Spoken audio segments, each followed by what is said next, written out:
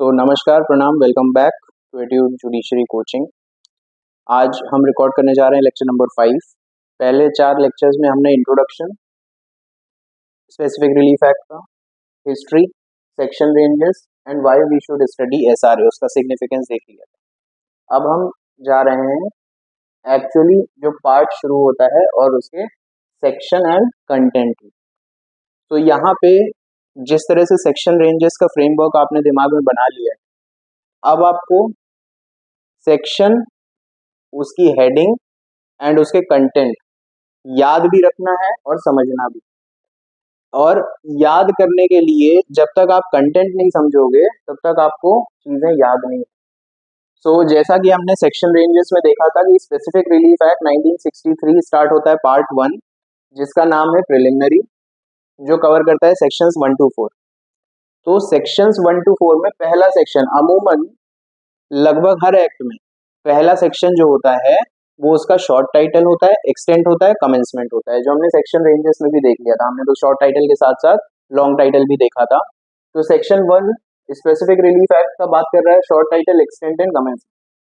Short title यानी उसका नाम, जैसे आप लोगों का नाम होता है ना, एक बाहर का एक घर का, तो मान लीजिए कि स्पेसिफिक रिलीफ एक्ट का बाहर का जो नाम होगा वो लॉन्ग टाइटल हो गया और घर का नाम, निक नेम, शॉर्ट टाइटल हो गया। एक्सटेंट का मतलब होता है वो कहाँ तक विस्तृत है, कहाँ तक उसका जुरिस्डिक्शन फॉल करता है। कमेंसमेंट यानी शुरुआत, कब उसका शुरुआत हुआ। तो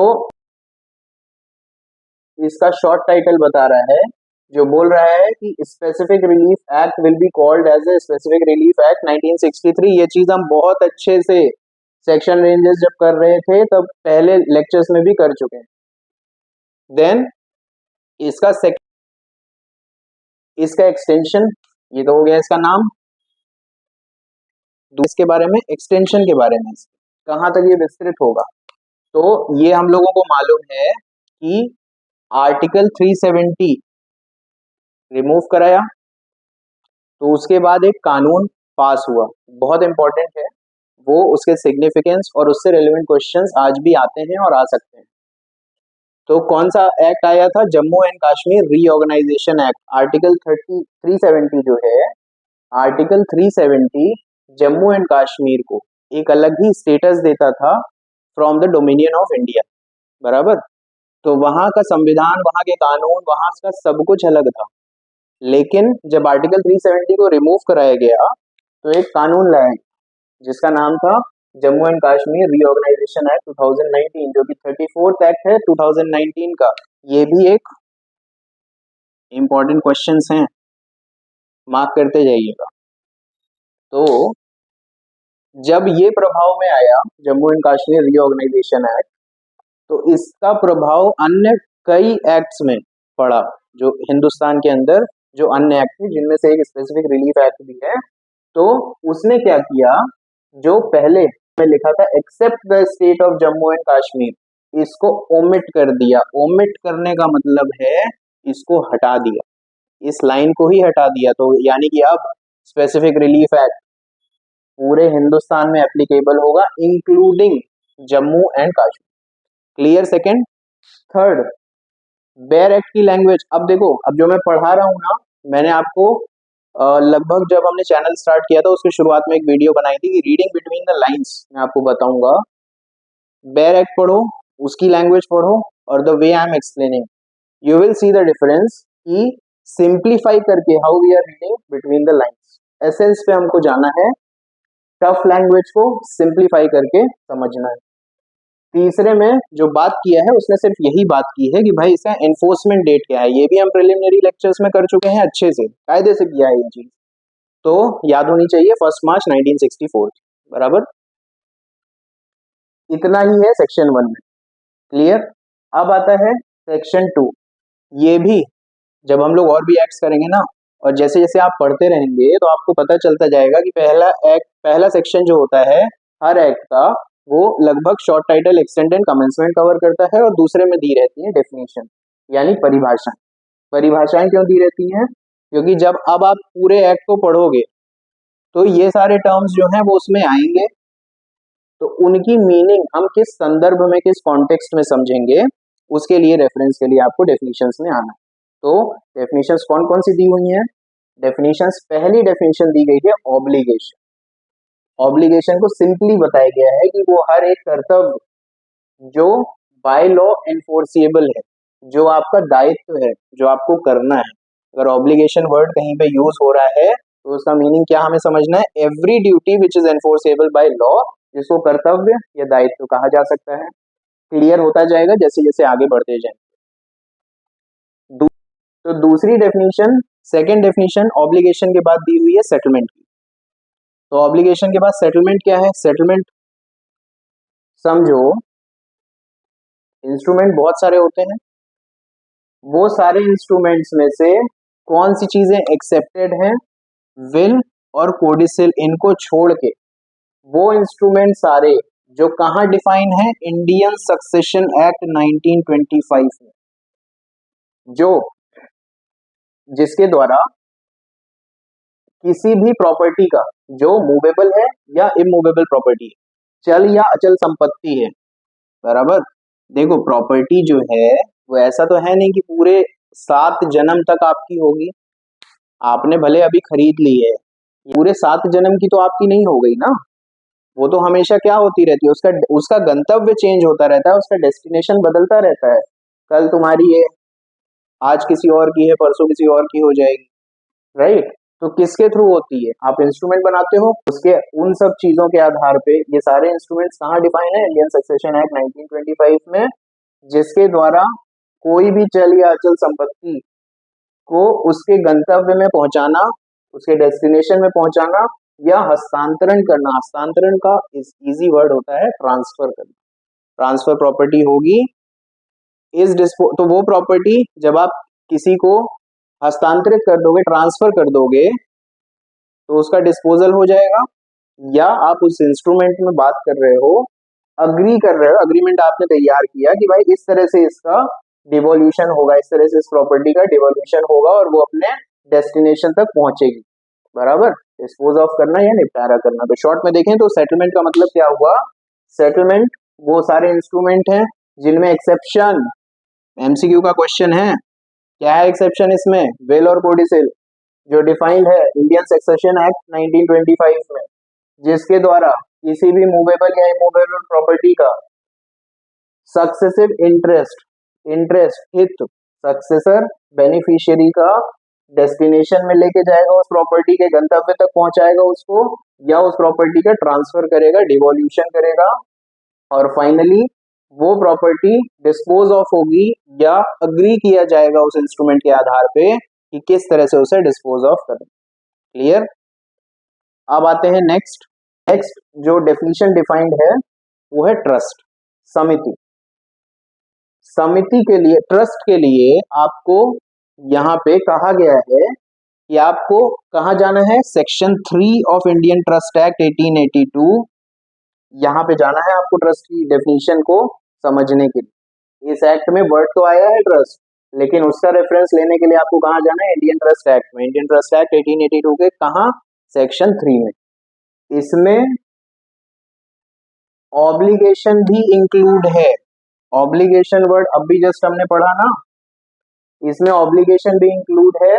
और उस ऑब्लिगेशन को किस संदर्भ में समझा जाएगा? With in the meaning of the chapter 9 of that act. किस एक्ट के? Indian trust act. क्लियर? तो समिति का, ट्रस्ट का मीनिंग ये है। कहाँ जाना है?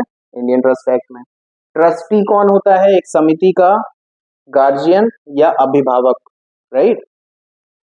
ट्रस्टी जो है उसकी डेफिनेशन के लिए कहाँ जाना है? तो ट्रस्टी की डेफिनेशन डिफाइन है कि वो ट्रस्टी इंक्लूड्स एवरी पर्सन, वो हर एक बंदा, वो हर एक व्यक्ति जो ट्रस्ट की प्रॉपर्टी होल्ड कर रहा है, होल्डिंग प्रॉपर्टी इन ट्रस्ट, बराबर। तो वो डिफाइन होगा, ट्रस्टी जो है इस तरह डिफाइन होगा। अब ई जो है वेरी इंपॉर्टेंट, मैंने जब स्टार्ट किया था तो मैंने आपको बताया था ना कि इंडियन कॉन्ट्रैक्ट एक्ट का सब पार्ट है स्पेसिफिक रिलीफ एक्ट, उसके बाद पढ़ा जाता है ये। तो ई में वही बोला है कि वो सारे वर्ड्स और एक्सप्रेशन जो इस एक्ट में इस्तेमाल किए गए हैं बट डिफाइन नहीं किए गए हैं। अब कितनी डेफिनेशन दी है? 4 ही तो डेफिनेशन दी है। तो वो सारे वर्ड्स या एक्सप्रेशन जो यहाँ तो इस्तेमाल हुए हैं, यहाँ मतलब इस एक्ट में इस्तेमाल हुए हैं, बट डिफाइन नहीं है। कहाँ जाएंगे उसका मीनिंग देखने के लिए? उन वर्ड्स या एक्सप्रेशन को समझने के लिए कहाँ जाएंगे? तो उन वर्ड्स या एक्सप्रेशन को समझने के लिए हम जाएंगे इसके parent act, Indian contract act के पास। क्लियर? तो ये सारी चीजें कवर करती हैं सेक्शन 1 एंड 2 में। I hope it's well understood by you. एक छोटा सा मैसेज मैं आपको देना चाहता हूँ सभी पेरेंट्स को एंड इनफैक्ट सभी को, कि कभी भी किसी बच्चे को किसी अन्य बच्चे के साथ कंपेयर ना करें। वो चाहे आपके रिश्तेदार का बच्चा हो या आपके कोलीग का या आपका नेबर हो। इसका कारण मैं बताता हूँ, क्योंकि जिस समय आप किसी को कंपेयर करते हो किसी के साथ, तो उसकी मनोस्थिति जो है ना, वो ठीक वैसी ही होगी जब अगर मैं आपको या कोई भी वो बच्चे ने ही आपको अगर किसी उस इंसान से कंपेयर कर दिया जिसकी आय, जिसकी इनकम आपसे ज़्यादा है। ये एक रियल लाइफ इंसिडेंट था, इंक्वायरी आई हुई थी जहाँ पे पेरेंट स्टूडेंट को कंपेयर कर रहे थे बार बार, और वो बच्चा जो है डर रहा था, नर्वस हो गया था। ये मैं लाइव इंक्वायरी बता रहा हूँ, जो मेरे साथ ये रियल एक्सपीरियंस हुआ था। सो मैंने उनके उस बच्चे के पेरेंट को अंदर बुलाया और उनसे सिर्फ यही कहा कि आप इतना क्यों इसको कंपेयर कर रहे हो, वो भी on the basis of marks. क्या पता कि ये स्पोर्ट्स में अच्छा कर जाए या किसी अन्य फील्ड में भी अच्छा कर सकता है ना, कोई ज़रूरी थोड़ी है कि मार्क्स ही वही पैरामीटर होगा जहाँ पे हम इसको जज करें। और रही बात कि वो अभी इतना छोटा है, आप उसको अभी कंपेयर कर रहे हो। मान लीजिए उसने पलट के ये पूछा कि सर आपकी एज क्या है, और आपकी ही एज के अंबानी जो है वो कितना कमाते हैं और आप कितना कमाते हैं, तो शायद आपको बुरा लगेगा। बराबर? तो जिस तरह हम अलग अलग कमा नहीं सकते, जिस तरह हम अलग अलग हैं और हमारी आय का स्रोत अलग अलग है, हमारी कैपेबिलिटी अलग अलग है, उसी तरह हर बच्चा भी अलग अलग है। तो आप हर बच्चे को एक पैरामीटर में मत कवर अप करें, और कंपैरिजन किसी भी हाल में ना करें, वरना इसका बहुत बुरा दुष्प्रभाव, इसका मानसिक दुष्प्रभाव बहुत गलत होगा बच्चों के ऊपर।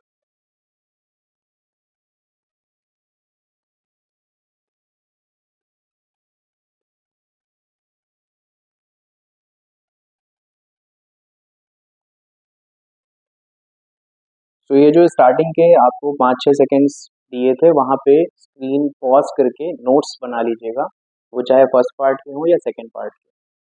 तो पहले 2 सेक्शन जो हमने कवर कर लिए, उसके बाद आते हैं सेक्शन 3 पे। सेक्शन 3 जैसा मैंने बताया ना कि लगभग हर एक एक्ट में पहला सेक्शन लगभग short title, extent and commencement होता है, दूसरा डेफिनेशंस होता है, आगे पीछे भी हो सकता है, हाँ, इट्स नॉट फिक्स्ड रूल। और सेविंग्स क्लॉज एक होता है। सेविंग्स क्लॉज का मतलब क्या होता है? बेयर एक्ट पढ़ोगे तो उसमें इस तरह से लिखा हुआ है ना कि बीइंग, जब आप शुरुआती दौर के स्टूडेंट होते हो ना, तो उसको कॉम्प्रिहेंड करना बड़ा मुश्किल हो जाता है, ये लिखा क्या हुआ है। तो सेविंग्स का सिंपल एंड स्वीट शॉर्ट में तुमको बता रहा हूँ कि सेविंग्स का मतलब होता है एक्सेप्शंस, कि किन जगहों पे ये एक्ट अप्लाई नहीं होगा। ठीक है? किन सर्कमस्टांसेस में, किन परिस्थितियों में, किन हालातों में ये एक्ट एप्लीकेबल नहीं होगा। ये हर एक एक्ट का सेविंग्स क्लॉज बताता है। इसके फर्स्ट पार्ट में दिया है ए में, to deprive any person of any right to relieve other than specific performance which he may have under any contract.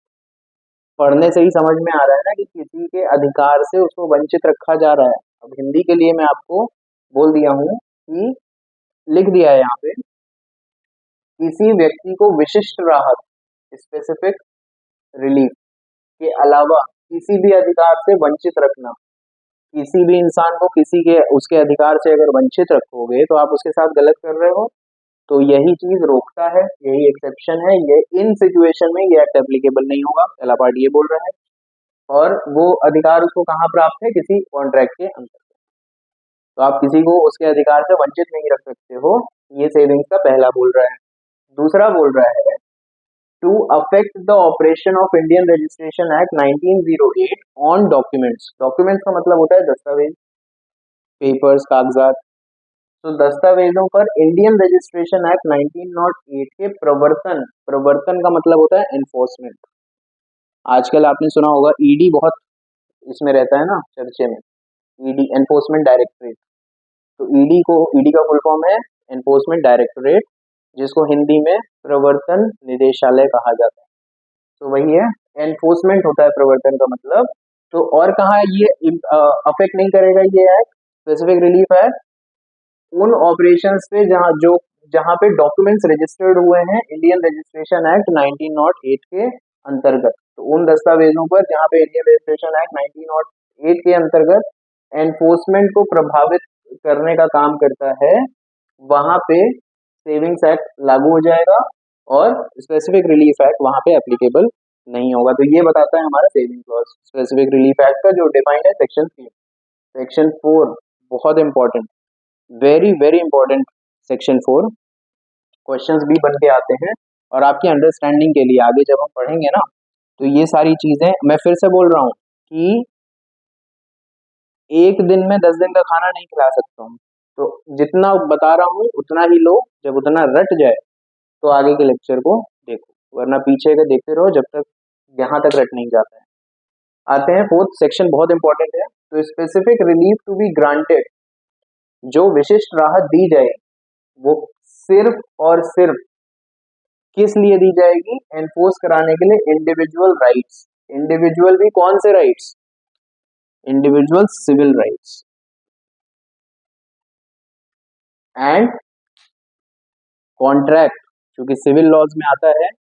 तो यहाँ पे किसी भी तरह का क्या इन्फोर्स नहीं किया जाएगा, पीनल लॉज। पीनल लॉज मतलब दंडात्मक कानून, दंडात्मक कानून जो दंड देते हैं, जो पीनल पनिशमेंट देते हैं, उसकी बात कर रहा है। तो specific relief can be granted only for, अब उठाओ बेयर एक्ट और सेक्शन 1 से 4 तक पढ़ो, उसकी लैंग्वेज को किस तरह से आसान करके जो आपको समझ में आए उसको मैंने एक्सप्लेन किया है। So this is what the read between the lines signify.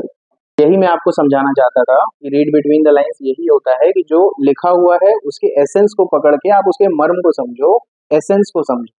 हर एक चीज पूरा पढ़ने का जरूरत नहीं होता है। तो अब आते हैं, यहाँ पे 2 ही पॉइंट कवर कर रहा है, ये एमसीक्यू का क्वेश्चन है कि स्पेसिफिक रिलीफ एक्ट कहाँ पे किन सिचुएशंस में दिया जाएगा और किन सिचुएशंस में नहीं दिया जाएगा स्पेसिफिक रिलीफ। तो ये सिर्फ उन सिचुएशन में दिया जाएगा जहां पे आप इन्फोर्स करा सकते हैं इंडिविजुअल के सिविल राइट्स को, यानी व्यक्तिगत नागरिक अधिकार, और ये नहीं दिया जाएगा for enforcing a penal law. कहने का मतलब ये है कि मान लीजिए कॉन्ट्रैक्ट में आपका 2 लोगों के बीच किसी बात को लेकर कॉन्ट्रैक्ट हुआ, कोई भी XYZ प्रॉपर्टी खरीदा, कार खरीदा, XYZ, सामने वाला ब्रीच कर दिया, ठीक है। अब ब्रीच करने के लिए तुम उसको दंड दिला सकते हो क्या, ब्रीच करने के लिए आप उसको पनिशमेंट दिला सकते हो क्या, नहीं दिला सकते हो। स्पेसिफिक रिलीफ एक्ट के 4th सेक्शन में ये चीज साफ साफ कही गई है। क्या दिला सकते हो, डैमेजेस, कॉम्पनसेशन, उसके बदले और भी रिलीफ दिए गए हैं जो हम आगे पढ़ेंगे, बट पनिशमेंट नहीं दिला सकते हो, ये बाकायदा यहाँ पे लिखा हुआ है and you have to go by the books. So that's all for today's lecture. We have completed the part 1, which comprises from section 1 till section 4. We have read all the sections headings with their subparts, their whole explanation, and I hope and I believe that it should be crystal clear to you. I have taught you in both the languages, be it English or Hindi. So I hope कि तुम्हें मजा आया होगा पढ़ के। अब I believe कि तुम आगे यहाँ तक की चीजें रट लोगे जो भी हुआ है। अब लास्ट एक मैसेज टाइम जो है, जो आज की डेट में सबसे बड़ी समस्या है, उसके बारे में बोलने जा रहा हूँ। स्मार्टफोन एंड मोबाइल फोन्स का इस्तेमाल। मैं देख रहा हूँ कि कोई ऐसा वर्ग बचा हुआ नहीं, चाहे वो छोटे बच्चे हों, प्राइमरी के बच्चे हों, secondary, higher secondary, college, professionals, even old age person. So इसमें क्या हो रहा है कि आपका टाइम कैसे जा रहा है ना, पता ही नहीं चल रहा। टाइम मैनेजमेंट का, अब जैसे रील आप देखने के लिए आप मोबाइल अगर स्क्रॉल करना शुरू कर दो, तो कैसे आपके, मेरे हिसाब से घंटों ही निकल जाते होंगे लोग। तो अब इससे बचें कैसे, तो अगर इस प्रॉब्लम से बचना है और इसका इम्पैक्ट ना बहुत बुरी तरह से मेंटल हेल्थ में हो रहा है, क्योंकि आप टाइमली सो नहीं पा रहे हो, अपने काम टाइम पे खत्म नहीं कर पा रहे हो, जिसकी वजह से आपकी नींद नहीं पूरी हुई। और नींद नहीं पूरी होगी, जब अगर नींद पूरी नहीं होगी तो आप कोई काम भी नहीं कर पाओगे। तो इसको ओवरकम करने का बेस्ट सोल्यूशन मैं आपको बताता हूँ। You have to organise yourself. मैं ये नहीं कह रहा हूँ कि मोबाइल पूरी तरह से बंद कर दो, छोड़ दो, पॉसिबल ही नहीं है आज की लाइफ में जीना मोबाइल के बिना, इतने हम एडिक्टेड हो चुके हैं। सिंपल चीज है, 24 घंटे हैं, 24 घंटे में कोई 1 घंटा, अगर आप स्टूडेंट हो आपके लिए तो मतलब मस्ट है ये करना, क्योंकि टाइम ही नहीं है। स्कूल या कॉलेज की अगर मैं बात करूं तो लगभग हर स्कूल से बच्चा 3 बजे तक, सुबह 6 बजे उठता है और 3 बजे तक वो स्कूल में ही रहता है। 3 बजे के बाद वो 2 घंटे ट्यूशन जाता है। कितना बच गया? मान लो 3 बजे स्कूल से आया, 4 बजे तक उसने खाना वाना खाया, 4 से 6 ट्यूशन गया, अब उसके पास बचे सिर्फ 4 घंटे। अब उस 4 घंटे में अगर वो मोबाइल 1 घंटे भी यूज करा, तो क्या लगता है तुमको कि 3 घंटे की पढ़ाई करके एवरीडे आप अच्छे नंबर से पास हो जाएंगे, आपकी ग्रोथ हो जाएगी? तो स्कूल स्टूडेंट्स के लिए यही मैसेज है कि आप मोबाइल फोन्स को वीकेंड्स पे रख दो, सिर्फ वीकेंड्स में यूज करो, या अगर वीकडेज में ज़रूरत है, बहुत ज़रूरत है, कुछ असाइनमेंट्स आए हैं स्कूल से, कुछ इंपॉर्टेंट मैसेजेस है, तो ही देखो। बाकियों के लिए मैं यही बताऊंगा कि अपना एक टाइम रूटीन फिक्स करो, उसी उसी रूटीन में ही मोबाइल देखो, अदरवाइज आपका टाइम कहाँ चला जाएगा ना पता ही नहीं चलेगा। So now taking your leave, I hope you have like the lecture. तो जुडिशरी एस्पिरेंट्स, होमवर्क आज का ये है कि जो भी मैंने फर्स्ट लेक्चर से स्पेसिफिक रिलीफ एक्ट के स्टार्ट किया था, वहां से लेके आज हमने जहां तक कवर किया, मुंह जबानी रटा होना चाहिए, यही आपका होमवर्क है, और साथ ही आपको इसके नोट्स भी रेडी करने। Thank you, bye bye, take care, नमस्कार, प्रणाम।